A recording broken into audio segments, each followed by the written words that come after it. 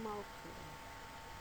And for this topic, we will be discussing also the area under the normal curve and the normal curve and psychological testing.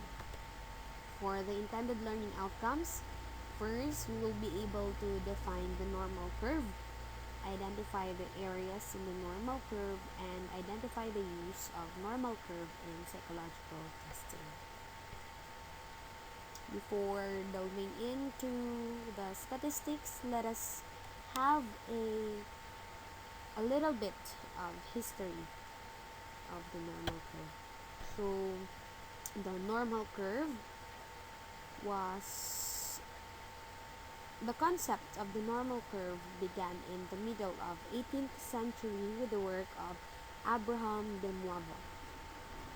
He had a scientific interest in gambling and often acted as a consultant to gamblers to determine probabilities.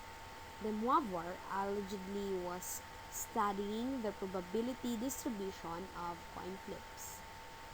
He was trying to come up with a mathematical expression such as finding a probability of 60 or more tails out of 100 coin flips. To answer the question, he derived a bell-shaped distribution which is commonly referred to as the normal curve. As a trivia, Abraham de Moivre is a French mathematician. And later on, still in the middle of 18th century, we have Marquis de Laplace. He discovered the normal distribution in 1809 as a way to rationalize the method of least squares, and also proved that the central limit theorem in 1810, consolidating the importance of normal distribution in statistics.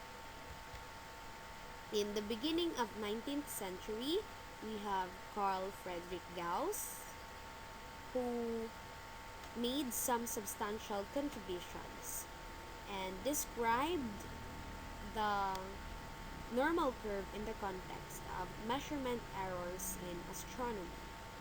Later on, this distribution was applied extensively in the developing area of applied probability and statistics and referred to as the Laplace-Gaussian curve. So next, we have Carl Pearson, who was credited with being the first to refer the curve as the normal curve, perhaps to be diplomatic to all of the people who helped develop it. Somehow, the term normal curve is also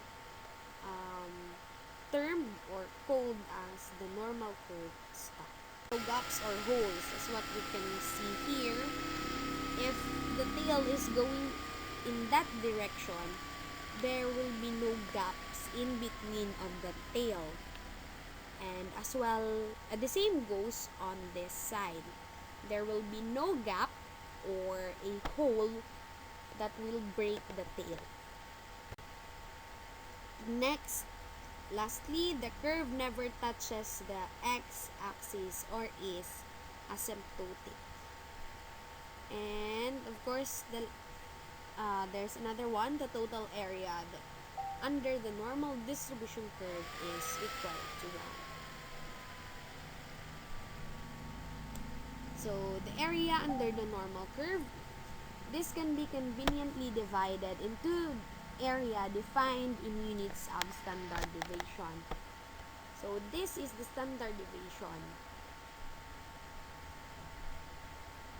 And standard deviation is a quantity calculated to indicate the extent of deviation for a group or as a whole. The curve has two tails, again, ranging from negative infinity to positive infinity.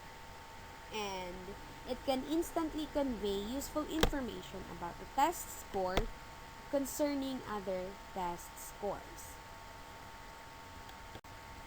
So the normal curve and psychological test. Particularly, When the tests are given to a large number of people, results on many psychological tests are frequently normally distributed. Few psychological tests, if any, produce exact normal distribution of test results. The graph of test scores will typically resemble the normal curve with many deviations. The larger the sample size and the wider the range of abilities covered by a given test. The normal curve makes it easier to understand how each test taker performed individually. Given the properties of the normal curve, a suitable model for score interpretation that can be used with a variety of tests is made possible. So it simplifies the interpretation of individual scores in the tests. And yeah, so that's the end of my topic. And here are my reference for this topic.